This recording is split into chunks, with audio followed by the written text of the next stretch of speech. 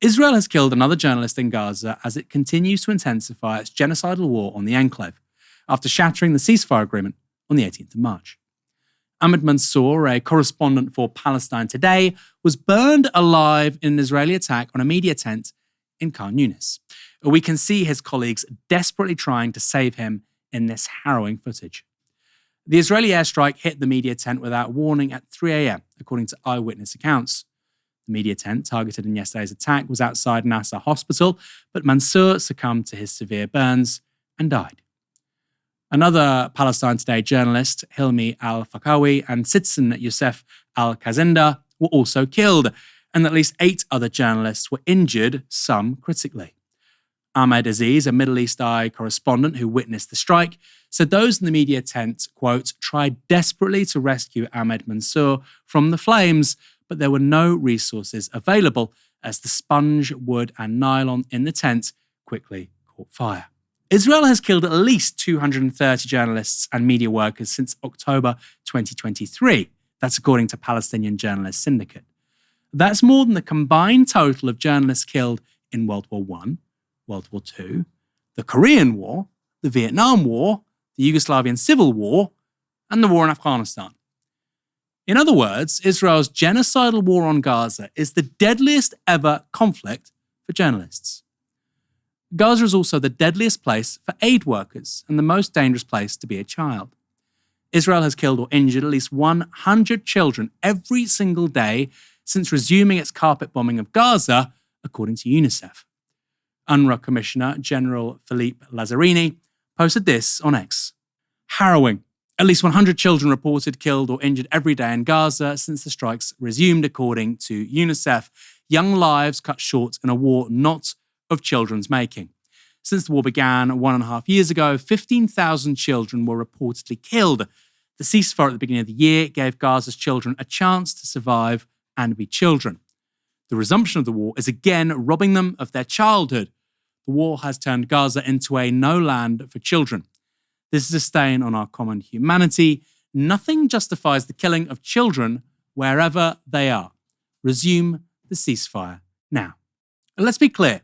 Israel's campaign of genocide and ethnic cleansing over the past 15 months is a war on children. Children under 18 made up 43% of the population of Palestine. And Israel has killed at least 15,000 children in Gaza over the past 15 months. Probably, in fact, it's more than that. In the last week alone, Israel bombed 3 schools sheltering displaced people. Helena, that statistic I said a few moments ago about journalists, more journalists and media workers dying in this conflict than World War I and II and the Korean War and the Afghan War and Vietnam. I mean, that is truly, truly mind-bending, isn't it? It is mind-bending, and it serves a very specific purpose because, of course, unlike a lot of wars where allies are ones who back each other up regardless, Israel knows that it has to toe a line around its Western allies because it is breaking a bunch of the conventions that the West has set up. As we've mentioned loads of times about the international liberal rules-based order, obviously a lot of this is just smoke and mirrors internationally because it only really applied for countries in the global south and is obviously currently not applying to Israel. But at the very least in Western democracies, they're still beholden a lot to their own population. And Israel still has to be able to broadcast its image of itself as being like the West. Oh, well, we do obey these things, even if internally a lot of these Western countries don't do this. You look at Abu Ghraib and places like that. You know, there's always been plenty of times where Western democracies have been able to get away with this kind of the violation of the international rules-based order and war crimes and crimes against humanity, just like Israel is carrying out in Gaza at this point in time. But to be able to maintain its image as the only democracy in the Middle East, it can't let people see what it's done. It can't let people engage with the fact that it lives in a kind of era of world building, of nation building from the early 1900s, which doesn't exist amongst Western countries today. This is why we're seeing a fall in support for Israel more broadly, because it's now more open about the fact that it is happy with colonization. It is happy with land grabs. It is happy with ethno-nationalism in a way that a lot of Western democracies haven't been particularly amenable to, especially in the last 50 years or so.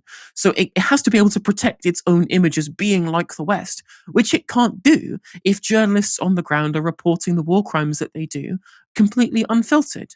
It has to go through the filter of how Western journalists report on the crimes on the ground, with levels of plausible deniability. Oh, well, the footage appears to contradict the Israeli narrative, but as we've seen from people like in the House of Commons saying, well, we need to make sure that Israel investigates itself, and just as it always does, it'll find out, well, actually, we did nothing wrong, or it was all a mistake. And then 15 years later, they'll like, well, actually, it was us, like they did with Shireen Abu Akleh, where it took them forever to admit that they were the ones doing the wrongdoing. And it was only after continued reporting proved that they were lying that they then climbed down. But by then everybody had forgotten, because we went through all of the 5 stages of denial with regards to, it wasn't us, well, it was us, but they were really Hamas terrorists. Well, it was us, but it was an accident. And then, well, actually, we did it deliberately, So they have to eliminate the reporting on the ground that proves them wrong, the reporting on the ground that people cannot ignore, that disproves the lies, that provides the counter narrative that actually Israel doesn't have the interests of humanity at large in its heart when it does these things, when it engaged in its war crime, its campaign of ethnic cleansing, of colonization and genocide.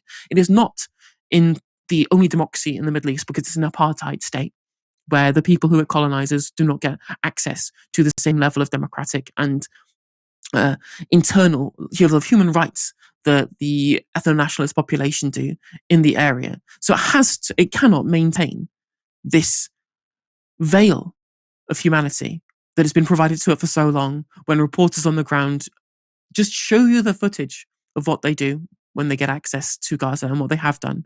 And they now are so emboldened by the Trump administration, they have even more impunity to be able to do that and continue to do that. Yeah, we talked about this last night in a conversation I had with Ilan Pape.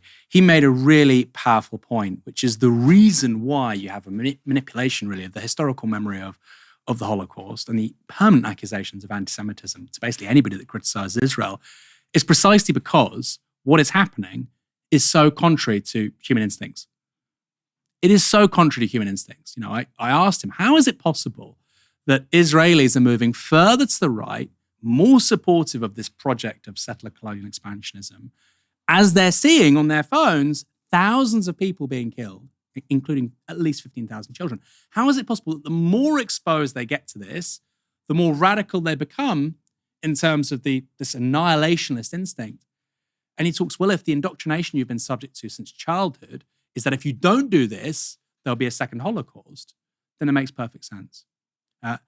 You will want to watch that whole conversation. Really extraordinary conversation. It'll be up in the next few weeks on our YouTube channel. Downstream goes up every Sunday. It'll be there on one Sunday at 3 p.m. Not this week, probably the week after. You will not want to miss it. Truly extraordinary conversation. Back on this story tonight, in some of the first testimonies from IDF soldiers collected since Israel's genocidal war on Gaza began, military personnel have described raising huge swathes of the occupied territory with armored bulldozers and manually laid explosives. They transformed the area into a, quote, kill zone where anyone who entered was a target. These testimonies were gathered by Israeli Veterans Watchdog Project, Breaking the Silence, and collated in a report called The Perimeter. According to the report, IDF soldiers were ordered to create, quote, a death zone of enormous proportions and deliberately, methodically, and systematically annihilate anything in the perimeter. This included entire residential neighborhoods, schools, mosques, and even cemeteries. Before October 2023, Israel had already created a 300-meter buffer zone inside Gaza. The new kill zone ranges from 800 to 1,500 meters, according to military testimony. It accounts for 15% of the whole of Gaza and 35% of the occupied territory's agricultural land. This was fertile farmland that sustained the lives and livelihoods of generations of Palestinians, and Israel has utterly destroyed it. Just as a side note, remember that Israel's war on Gaza is an ecological disaster as well as a human genocide. One sergeant in the Combat Engineers Corps told The Guardian that once an area in the perimeter was, quote, pretty much empty of Gazans, they were told to blow up homes or what was left of homes. The Israeli sergeant said this about their daily routine on the kill zone. Get up in the morning, each platoon gets 5, 6, or 7 locations, 7 houses that they're supposed to work on. We didn't know a lot about the places that we were destroying or why we were doing it. I guess those things today, from my perspective now, are not legitimate. What I saw there, as far as I can judge, was beyond what I can justify that was needed. Just clearly ethnic cleansing, open and shut. Now, multiple soldiers were told they needed to expand the buffer zone to prevent another border attack, but experts have expressed doubt that Israel's actions can be justified under international humanitarian law. Beyond this, a widespread destruction of civilian property without a clear military necessity is a war crime. Amnesty International and other humanitarian organizations have already called for the significant expansion of the buffer or kill zone to be investigated as the war crimes of wanton destruction and of collective punishment. Helena, like I say, it does seem very much like an open and shut case of ethnic cleansing. And again, to return to that conversation I had last night with Ilan Pape, ethnic cleansing is that first necessary step to the genocide we're now seeing. How can anyone with eyes and ears, with any kind of empirical mindset, refute what is going on here? I mean, these are the literal words of IDF veterans involved in these actions. I mean, you only have to listen to the statements made by Israel Katz when he was literally talking, well, if Hamas don't surrender, then we will keep stealing land. There was words directly from Israel Katz about their plans for stealing Gaza and shrinking the size of the enclave, right? Elon Levy was on his social media platform talk about how the Green Line doesn't exist. It's just an armistice line from 1967. There is no Palestinian state, and therefore these things are negotiable, and we'll keep pushing and pushing. Like, there's been very clear from people both inside the government, outside the government, related to the government in Israel.